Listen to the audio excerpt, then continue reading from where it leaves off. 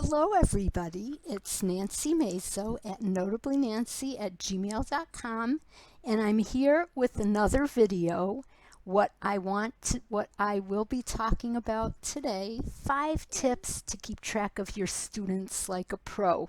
Now, I've been teaching at VIPKid for, I can't believe, almost 2.5 years, and these are some systems that I've developed that I want to share with you because they've developed over time and they've really helped me, and I feel like I'm at the point with all my little systems in place that I'm really happy with the way that I'm keeping track of my students. So I want to share these tips with you and I hope they'll be helpful. Let's get started. Tip number 1.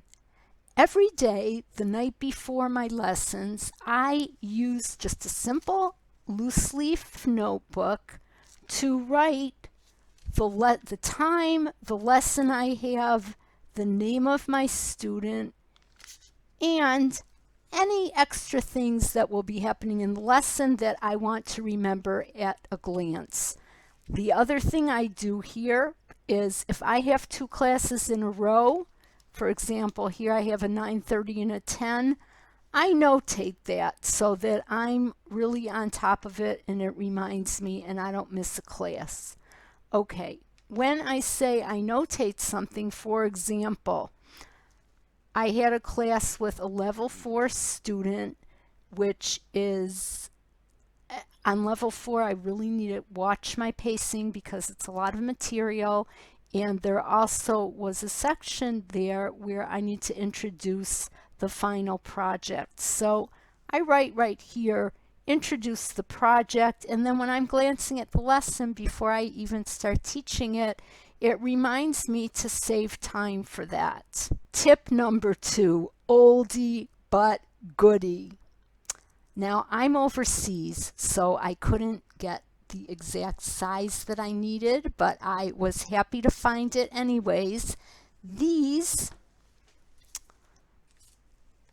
are a modern version of the old-fashioned metal file box, and I've got each of my students here on 3x5 cards. Here's an example. What I do is I write the date that I started with the student, that student's name, and what level they're in. Each day that I have that student for a lesson, I write down the date, I write down the reward I used, and I write down, did I send a note to the LP teacher? Was it an assessment? And any other things I want to remember for my next lesson, so that when I pull this card at the beginning of the day, I pull all my cards for all my students, I can just glance at it very quickly and know, oh, last lesson that I had this student, I asked them to watch my Stay Strong Wuhan video. So this lesson, I want to ask them, did they like my video? What happened? It's just a quick reminder. Okay, and it's easy, and at the end of every day, I just file these back alphabetically, and I'm ready to start again. Tip number 3 is on the teacher app to really use the student information.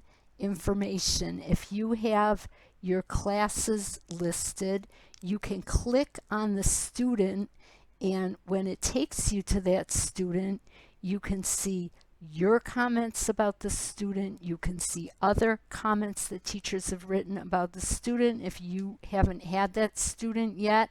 And the other new feature that VIPKid has added is the student clip. 30-second to a minute actual clip of the student in a lesson, and you can spend 30 seconds to a minute watching that if you haven't had the student before, and really get a feel for how you will be able to best teach that student. Okay. Tip number 4 is the student info on your app, and I want to walk you through this.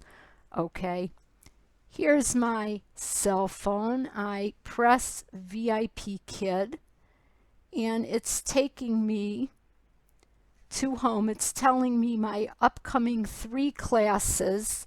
Now, I can say all bookings. Here they are, and one of the things I can do is press the student's name in the booking. Okay, for example, here is my student Henry. I have an option right there underneath. There's a place that I can put a nickname. Now, I have written Henry number 1 because I have about 3 different Henrys. And when I see Henry 1, I know which Henry will be for that lesson.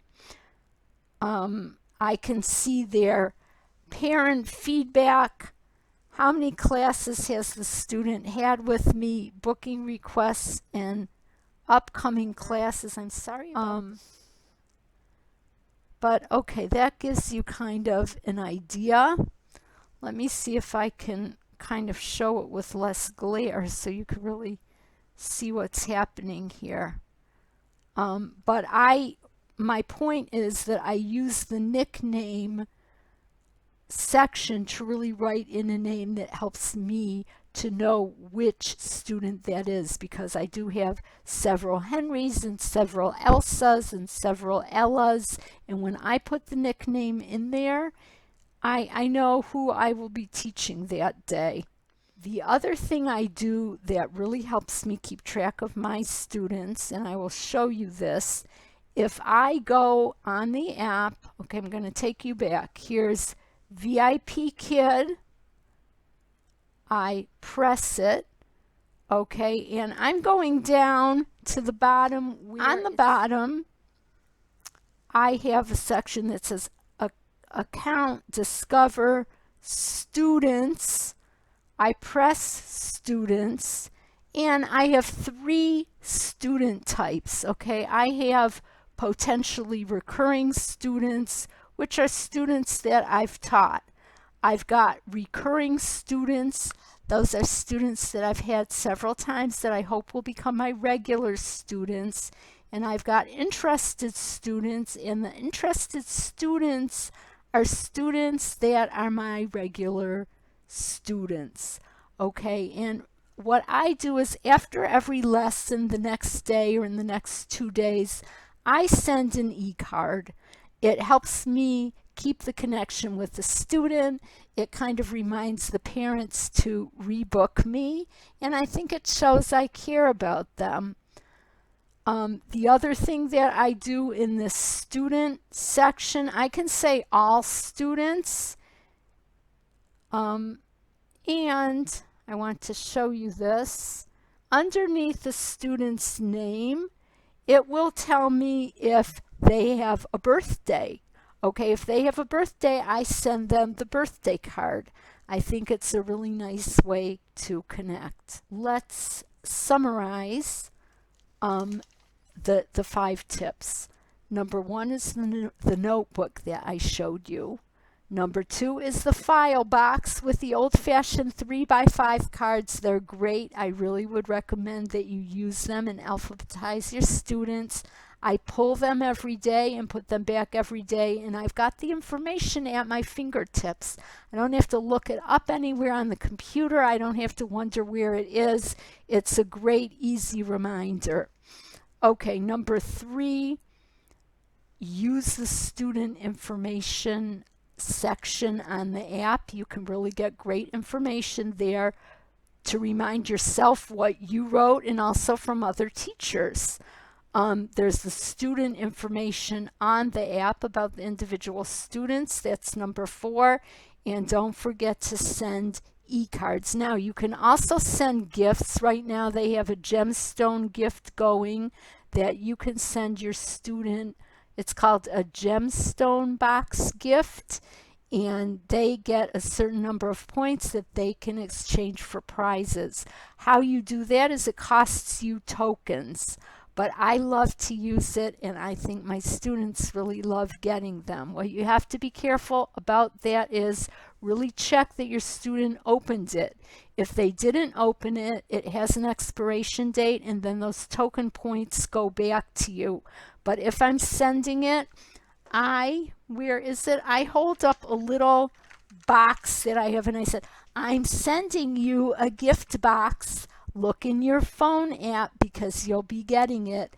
I also write it in their feedback, but even when you do that, sometimes they miss it and it expires before they have gotten it. So if that happens, my tokens come back and I send it to them a different time. That's not after every lesson because you're spending tokens. It's not free. But if a child has done like a really good assessment, they gave an extraordinary project that I was really proud of, that's when I used that. So I hope those tips helped. That's it for today. Stay healthy and safe. And as always, happy teaching. See you again next time. Bye, and please subscribe to my channel.